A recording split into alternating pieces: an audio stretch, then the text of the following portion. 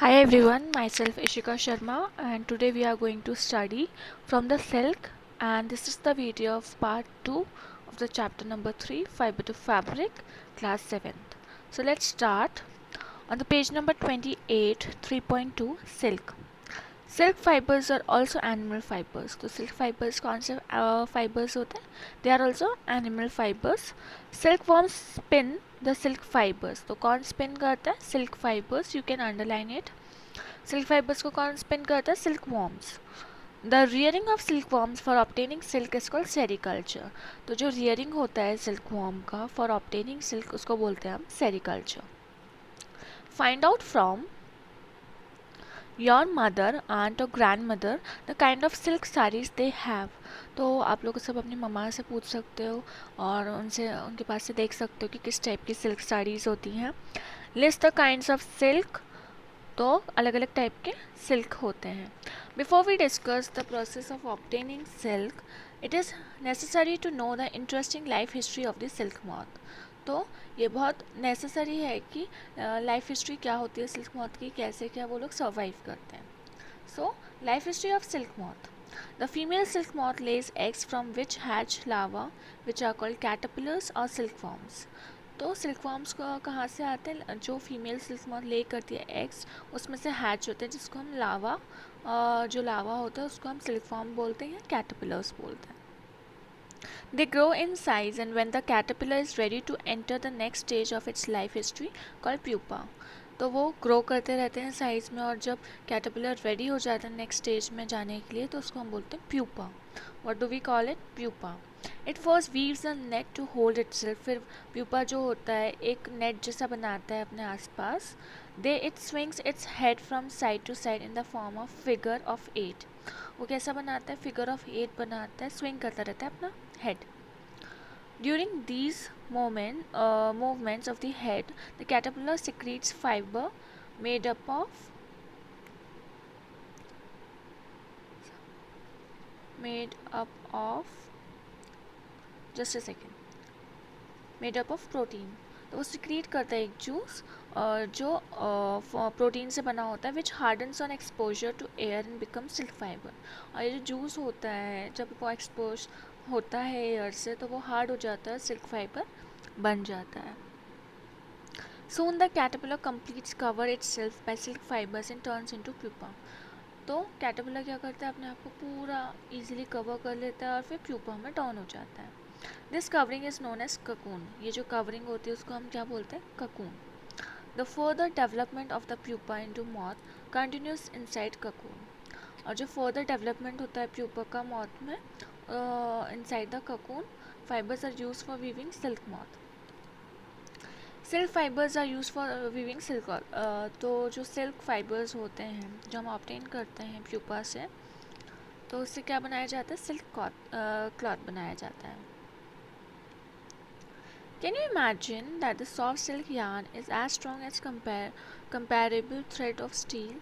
तो क्या आप लोग इमेजिन कर सकते हो जो सॉफ्ट सिल्क यार्न होता है, धागा होता है, वो उतना ही मजबूत होता है, उतना ही स्ट्रॉन्ग होता है जितना स्टील का एक वायर मजबूत होता है. शायद हमने कभी सोचा भी नहीं होगा, but yes it is there. The silk yarn मतलब थ्रेड होता है. The silk yarn is obtain from the cocoon of the silk moth. Silk yarn cocoon of the silk moth से मिलता है. There is a variety of silk moths which looks very different from one another and the silk yarn the yield is different in texture.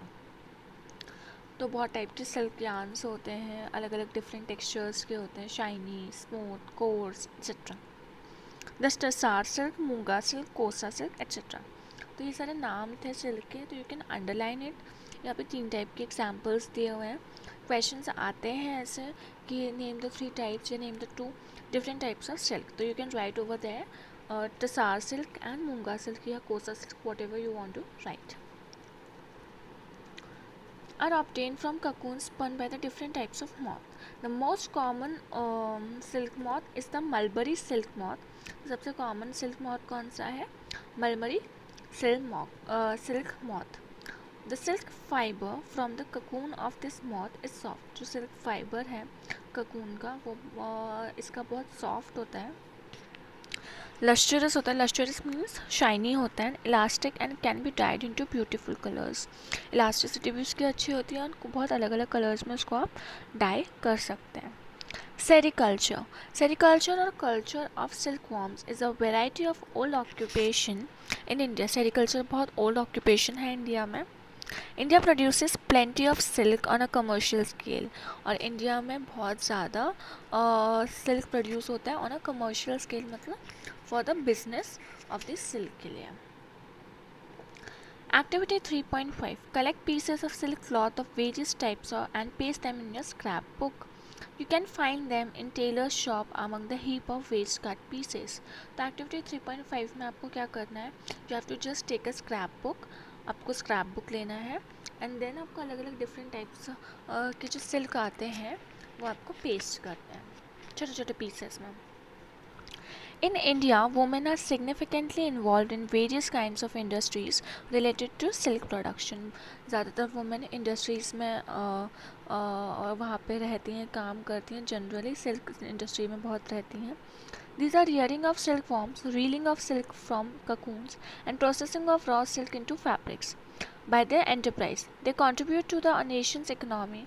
China leads the world silk production. तो China का number 1 है. India also ranks among the leading silk production producing countries. You can mark over there, China is the first leading producer of the silk production in all over the world.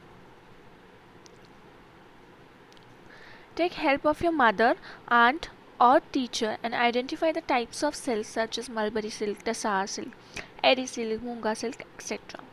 Compare the texture of these silks with that of the artificial silk pieces, which contain synthetic fibers. Try and collect pictures of different moths whose caterpillars provide the various types of silk. तो इसमें आपको types of silk के बाद types of moths के भी pictures लगाने हैं. Okay. Activity 3.6. Take an artificial means synthetic silk thread and a pure silk thread. Artificial silk thread लेना है और pure silk thread लेना है. Burn these threads carefully. Did you notice any difference in the smell while burning? Now burn a woolen fiber carefully. Did it smell like burning of artificial silk or that of a pure silk? Can you explain why? To remember when the cocoon stage is reached in the life history of the silk, moth try the following activity. Activity 3.7. Photocopy figure 3.9. Cut out pictures of the stages of the life history of the silk moth and paste them on the pieces of cardboard or a chart paper. तो आपको क्या करना है, life history के pictures निकालने और उसको cardboard पे पेस्ट करना है. जंबल करना. Now try and arrange the stitches in correct sequence in a cyclic form. Like jumble में जैसा रहता है ना, जंबल पजल्स रहते हैं जो, उसकी तरह से आपको बनाना है. Then you have to assemble it in a proper way. Whoever does it fastest win. You may also describe the life history in your own words. Write it down in your scrapbook. From cocoon to silk. Cocoon से silk कैसे बनता है? For obtaining silk, moths are reared and their cocoons are collected to get silk threads. तो क्या करते हैं, moths को rear करते हैं और फिर उनके cocoons को collect करते हैं to get the silk thread. Step number 1 of rearing silkworms. A female silk moth lays hundreds of eggs at a time. एक बार में वो hundreds of eggs देती है. The eggs are stored carefully on strips of cloth or paper.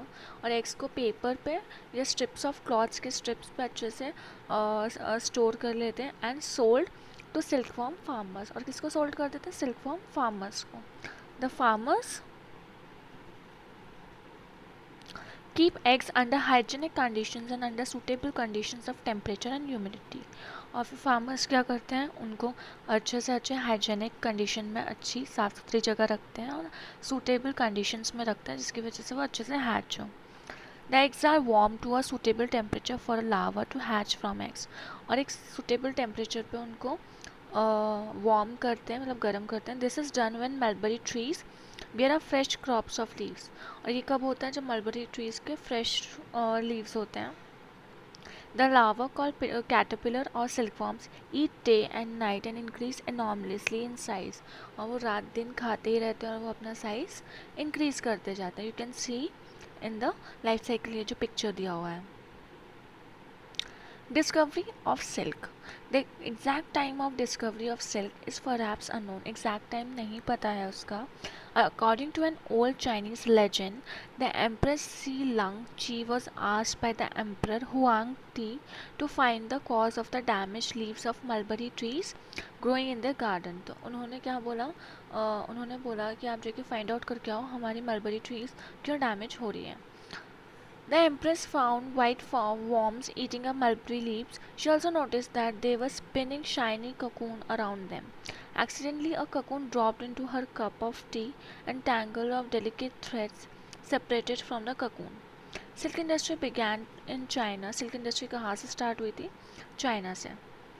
And was kept a closely guarded secret for hundreds of years. और as a secret रखी थी for hundreds of years में.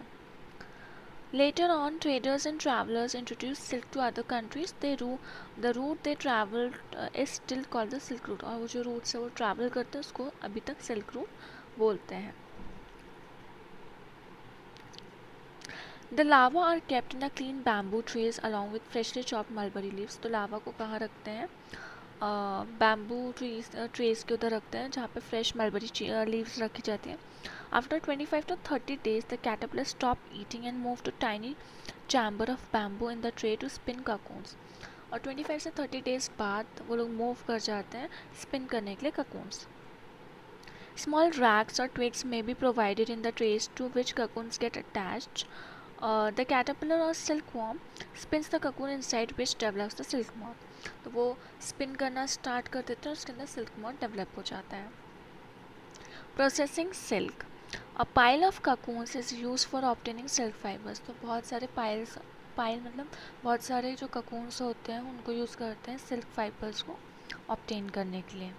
The cocoons are kept under the sun or boiled or exposed to steam.